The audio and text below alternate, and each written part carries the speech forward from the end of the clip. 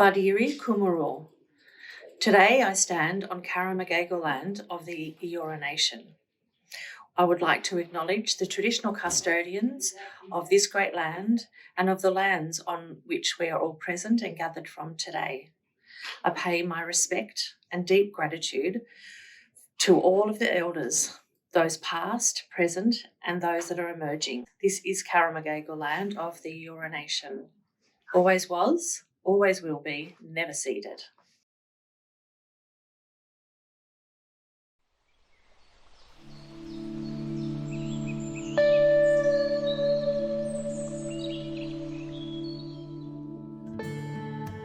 Hi. Hi. Hi. Hi. Hi. I'm Martin, and I'm speaking from Gadigal country. I'm Danielle, and I'm speaking to you from beautiful Daramarigal land. I'm Lauranne, and I'm speaking from Camaragal land. My name is Fiona, and I am speaking from Karamagagal land. I'm Fran, and I'm speaking to you from Guatemala land. We are the Reconciliation Action Plan Committee.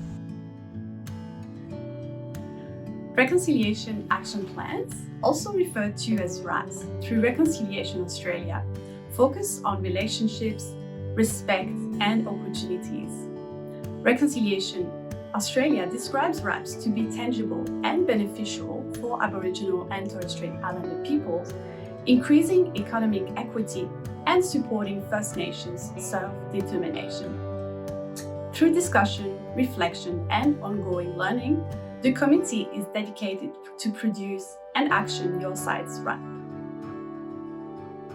In our Reflect RAP, we're going to focus on taking small, impactful steps towards change and transformation. We're going to set our foundations through learning, listening, growing and transforming.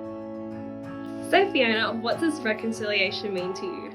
Great question. So, reconciliation by definition is the restoration of friendly relations. So, two words spring to mind: education and action.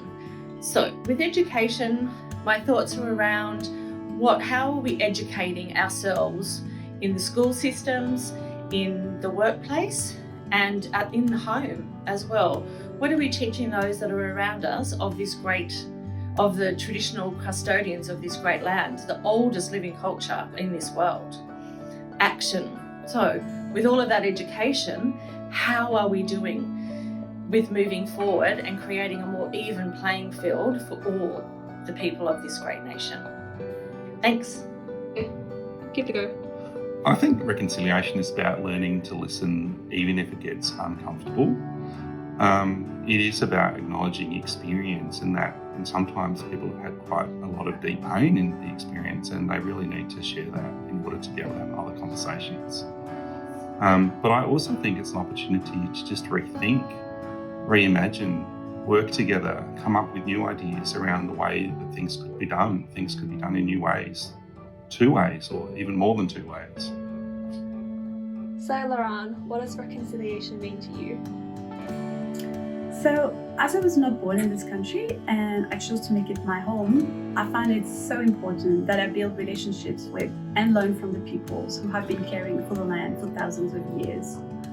For me, reconciliation means that we acknowledge history and we take concrete steps to make Australia a more inclusive and equitable place for everyone.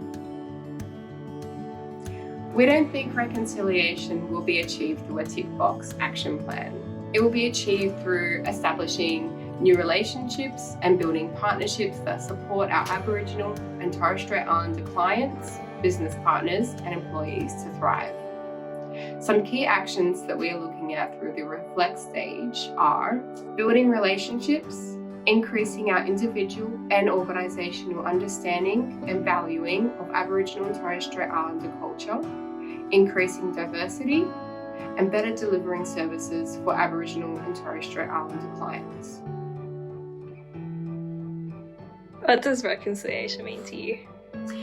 Reconciliation is more than a morning tea or a social media post. We need to take the opportunity to come together, to sit, listen and learn, to tell the truth of Australia's history and find ways where we as two can come together and better Australia. To me, reconciliation goes hand in hand with self-determination. So recognising that Aboriginal and Torres Strait Islander people are the experts within their own lives, listening to them as experts and actioning accordingly. Your Side's organisational culture and philosophy is embedded in inclusion and care. We believe that in recognising Aboriginal and Torres Strait Islander cultures as the longest living continuous culture, we learn to care for country, care for culture and care for each other. We thank the Aboriginal and Torres Strait Islander communities who welcome us as we embark on the path to reconciliation.